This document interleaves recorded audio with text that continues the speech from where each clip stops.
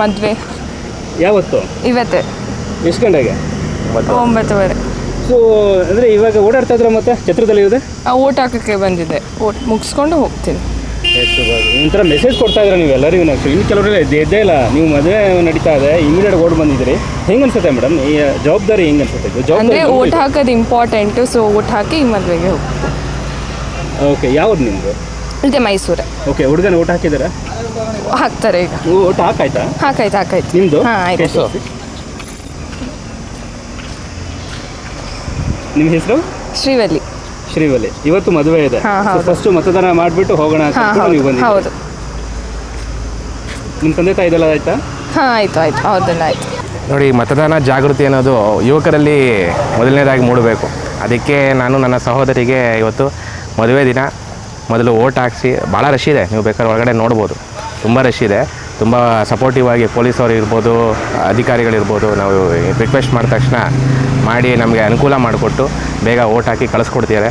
I really thankful for ಚುನಾವಣಾ ಆಯೋಗ and other officials. Thank you for that. ಇವರು ನಿಮ್ಮ ಸಹೋದರಿ. ದೇಶದಲ್ಲಿ ನಾನು ಹಣೆ ಬರೀತಾ ಇದ್ದೆ. ದೇಶದ ಹಣೆ ಬರ ನಾವು ಬರೀತಾ ಇದ್ವಿ. ಅದಾದ್ಮೇಲೆ ಅವ್ರು ನಮ್ಮ ಹಣೆ ಬರೀತಾರೆ. ಸೊ ಇದೆಷ್ಟು ಜವಾಬ್ದಾರಿ ನಮಗೆ? ಮತದಾನ ನಮ್ಮ ದೇಶದಲ್ಲಿ ಪ್ರತಿಯೊಬ್ಬ ಪ್ರಜೆಗೂ ಕೊಟ್ಟಿರೋದೇ ಒಂದು ಅದೃಷ್ಟ. ಈ ಅದೃಷ್ಟನ ನಾವು ಬಳಸ್ಕೋಬೇಕು. ಆ ಬಳಸ್ಕೊಳ್ಳೋಕ್ಕೆ ನಮ್ಗೆ ಸಿಗೋದೇ 5 ವರ್ಷಕ್ಕೊಂದ್ಸಲಿ.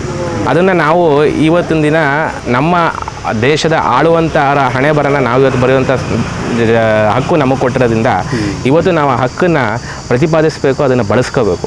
ಯಾಕೆಂದರೆ ಇನ್ನು 5 ವರ್ಷ ನಮ್ಮ ಮಾತು ಕೇಳುವಂಥ ನಮ್ಮ ಮಾತು ಕೇಳುವಂಥ ಒಬ್ಬ ಚುನಾಯಿತ ಅಭ್ಯರ್ಥಿ ನಮಗೆ ಬೇಕು.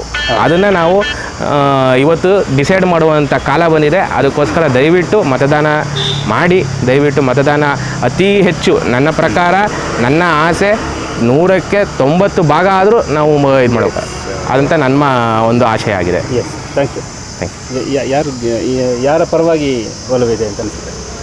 ಖಂಡಿತವಾಗಲೂ ನಮ್ಮ ಮೈಸೂರಿನ ಒಂದು ಅಭಿವೃದ್ಧಿಗೋಸ್ಕರ ಶ್ರಮಿಸಿದಂಥ ನಾಲ್ವಡಿ ಕೃಷ್ಣರಾಜ ಒಡೆಯರ್ ಇರ್ಬೋದು, ಅವರ ವಂಶಸ್ಥರಾದಂಥ ಎದುರುಗಡವರಿಗೆ ಇವತ್ತಿನ ಒಲವಿದೆ.